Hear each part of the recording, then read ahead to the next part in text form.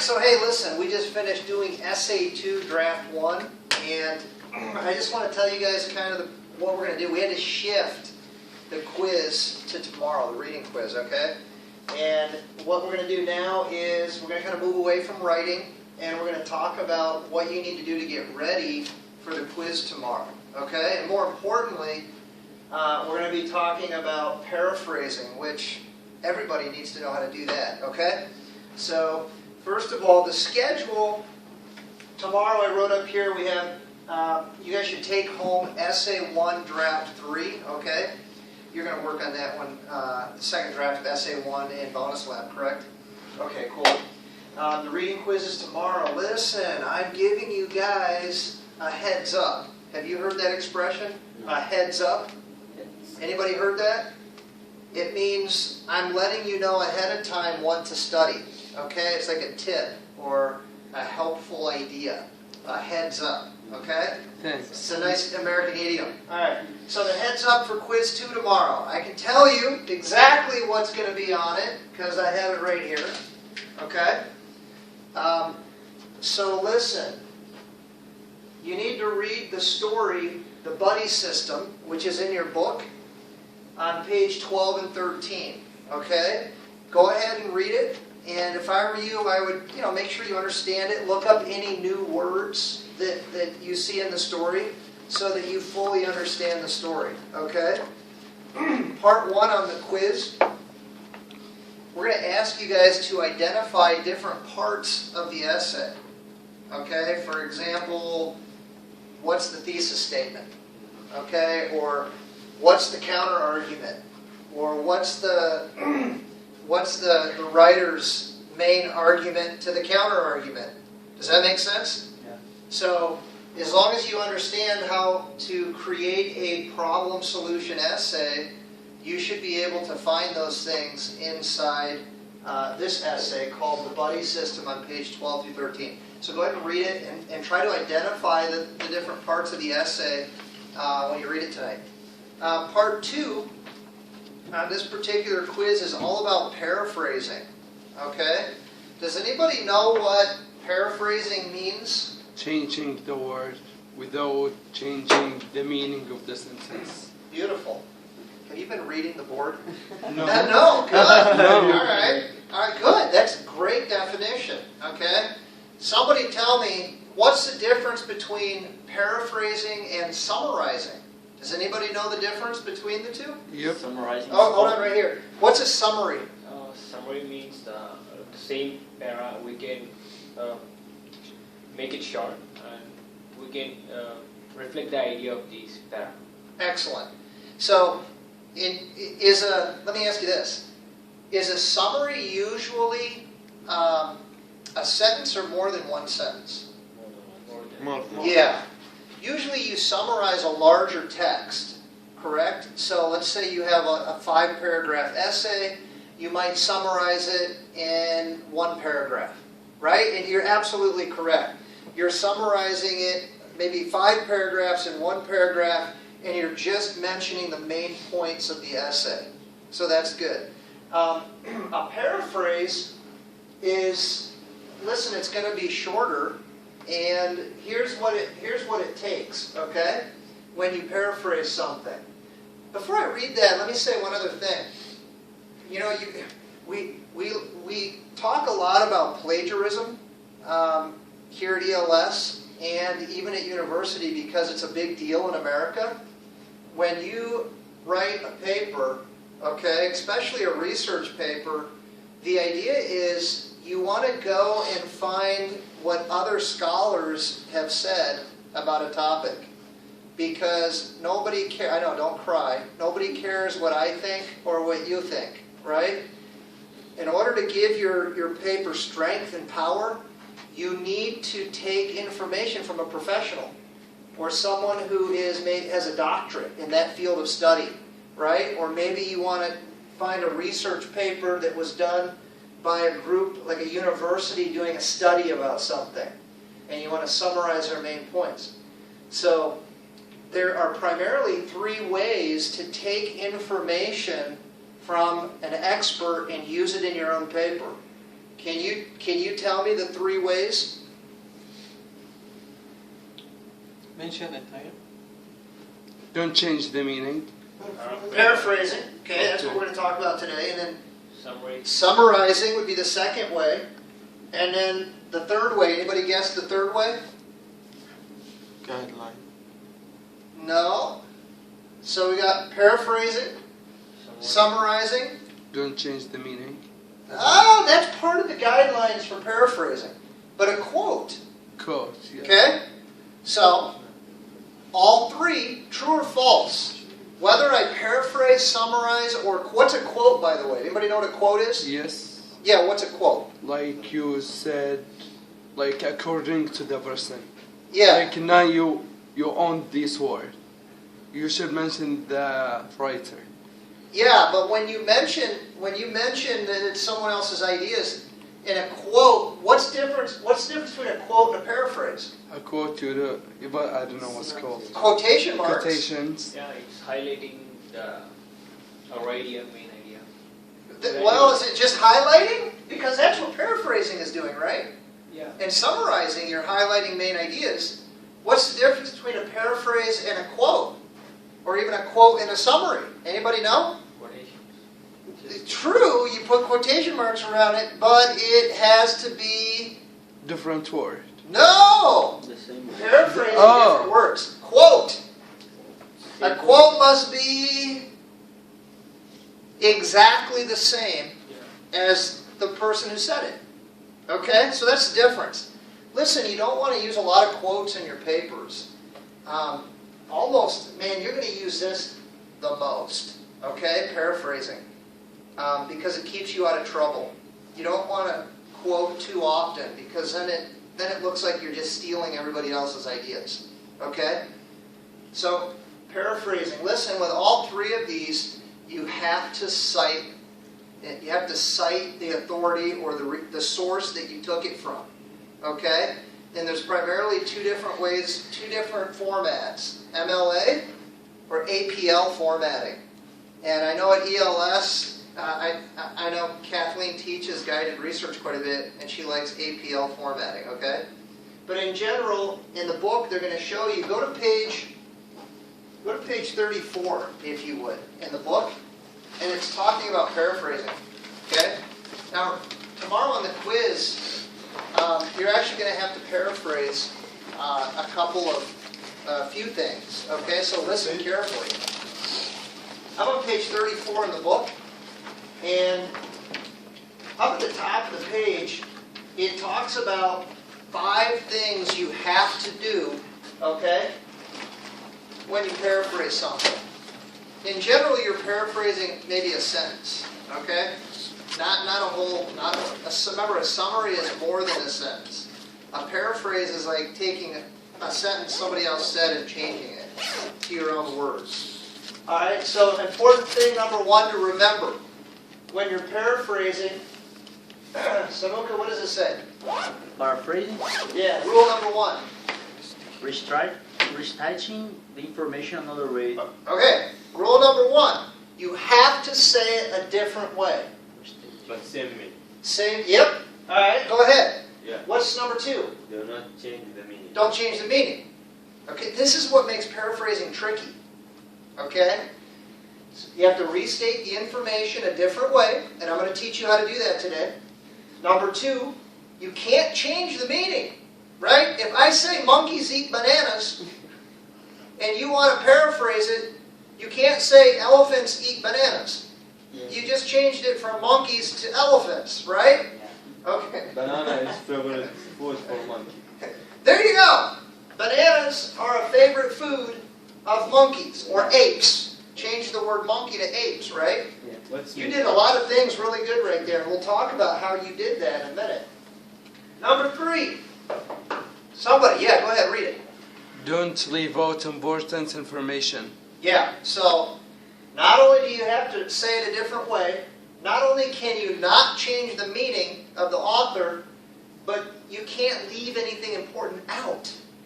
Right? So if I mention monkeys eat bananas, you can't leave out bananas. Yeah. Or monkeys. Those are both important facts. Right? And number 4, add information. Hey, don't add anything. If I just say monkeys eat bananas, don't say monkeys eat bananas when they're happy and it's a sunny day outside and it's, you know. When it's Yeah. Yeah. Don't add information, okay? And then 5, and this is really important, Cite the source. cite the source, okay? That means in the text, you have to put at the end of your paraphrase, you got to put the author's last name and the page number. Are you with me? And then at the end on your reference page, or your works cited page, or your bibliography, we have a lot of names for it, okay? There's a format for mentioning the author, the title of the work, the page, okay? There's a whole format at the end on the last page that you would use. But most importantly, you want to cite it at the end. And on the page here, you guys will see some examples, okay? Let's take a look here. Number 1, it says evaluating paraphrases. Let's see. Let's have, who will read the directions? Omar, will you read the direction right here? It says evaluate. Evaluate the paraphrase by comparing them to the original. Then circle the letter of the one that you think is best. Discuss your answers with the classmate. Okay, listen, I want to tell you right now, on the quiz tomorrow, the exercise we're going to do on the quiz is similar, okay? It almost is identical to this. And we're going to even ask you why you picked that one as the best choice. And you need to give at least 2 reasons why the one you picked is the best choice from these options, okay? So I'm going to have you guys break up into little groups. You want to work with these guys back here? Maybe you 3 work together and you 3 work together. And I want you to go ahead and read the original statement, or the quote, and then you guys circle the one that you think is the best paraphrase, okay? And discuss it. And come up with the reasons why you think it's best, okay? Oh, you can take a picture, yeah. I'll have to charge you. No, I'm just kidding. You can watch it too on the video. I'm going to upload it to YouTube. Do you guys all subscribe to my? Yeah. Okay. Yeah. Okay. Just in case you don't, I'll put it down here for you.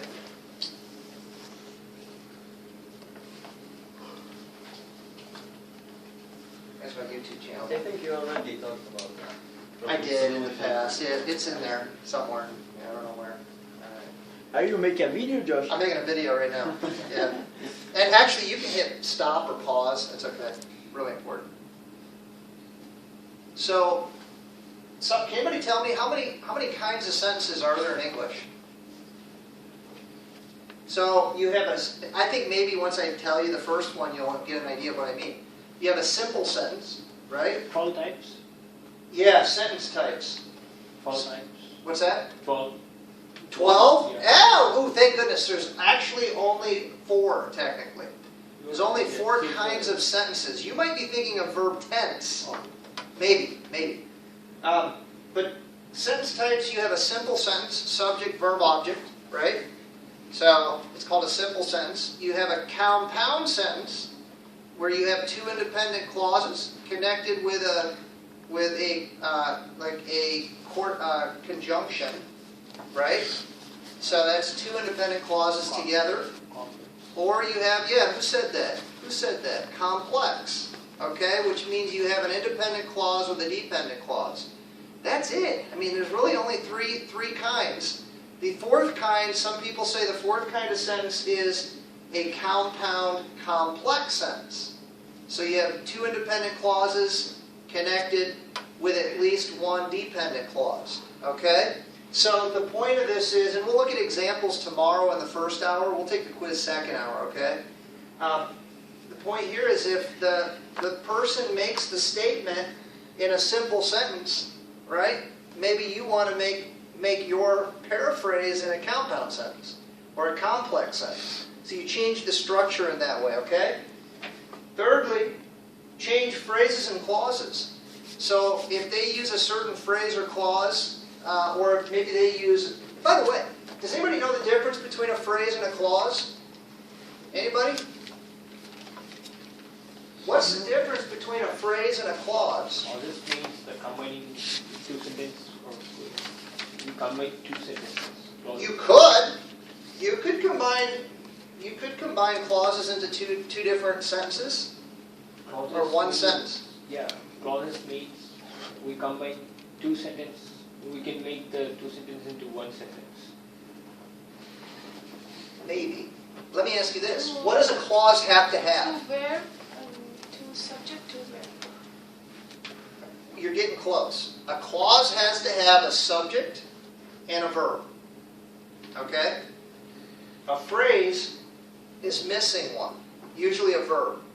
Okay? So a phrase would be like a prepositional phrase, to go, right? To eat, for example.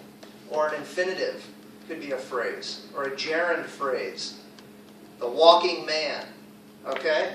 A clause is, there's two kinds, an independent clause or a dependent clause. Okay? But by definition, a clause has to have a subject and verb. So the point here is, sometimes you can change from a phrase to a clause or a clause to a phrase, all right, to change the structure of the sentence when you're paraphrasing. Okay? Fourthly, change voice. The voice of the sentence. Does anybody know what voice is? Active or passive? Yes, thank you, thank you. So normally, a lot of times you'll have an active sentence, right? But one strategy is to paraphrase it, change it. If it's so the author gives you an active sentence, make it passive. Hey, a little quick quiz.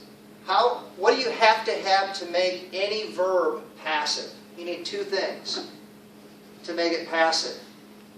Can you put your phone away while I'm talking? Thank you. To make it passive, you need two things. What? Anybody know? How do you make something passive? Why? You need a be verb? ing. No? You need a be verb, and what form of the verb? Main verb. Participle. Good. You need a V3, Yeah. right? Past participle. So listen, you can take any verb that's active, give it a be verb, and use the past participle to make it passive. Okay? That's another cool way to paraphrase, by changing the voice. Number 5, change words. What do you call a word that means the same thing, but it's a different word? What do we call that in English? What form? Ooh, be No. careful. Synonym. Good, a synonym. So, if I say the man is handsome, what's another word for handsome? Beautiful. Beautiful. Beautiful only for women. Yeah. Yeah, maybe. Yeah, I would be a little uncomfortable if someone said, "Oh, you're beautiful." Yeah, that's a little weird. Handsome, good looking. Good Good looking. Okay. Hey, there's a little book in English called a. Does anybody know where you can find synonyms? There's a special book. Dictionary. Well, okay, so a dictionary gives you the definition, right? You look up the base form of the word, but you'll notice in blue, okay, in the dictionary, and you can use this. If you look over the top of it, okay, there's collocations, which are the different word forms, and then the thesaurus, okay? The thesaurus gives you all the synonyms and all the antonyms. So words that mean the same, words that mean the opposite. This is powerful. The other thing is, when you get to university, you can actually use Microsoft Word, or even Apple has a Word program. If you highlight the word and right-click on it, it'll open it up in a dictionary or a thesaurus. I use it all the time when I'm writing my own papers. You don't want to use the same word over and over again when you're writing, so sometimes, or when you're paraphrasing. So I'll just go in and if it looks too similar to the original, I'll just go in and look in a thesaurus and change the word to something different. So that's talking about synonyms. And then finally, the last trick, and I think you were talking about this, change word types or forms. So if they use a gerund maybe, you can turn it into an infinitive maybe. Or if they use the word as a noun, maybe you can turn it into a verb. Okay? So those are all things you can do. All right, so the answer. I'll just give you the answers. The answer to 1 is A. Okay? The answer to 2, what do you guys think for 2? B. C. The answer to 3 is A. Good. So listen, your job tonight is to go back and look at those closely and see why they chose those, okay? And why the other two have maybe not the best paraphrase. You okay? All right. Hey, have a nice evening. Inshallah, the story will be in quiz about